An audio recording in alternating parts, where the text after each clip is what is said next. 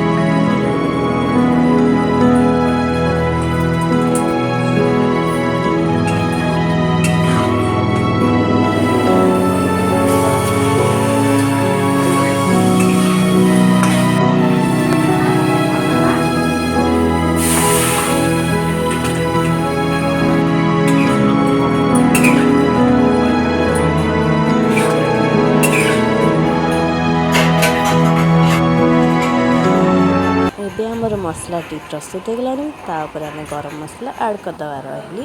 Jay Jagannath.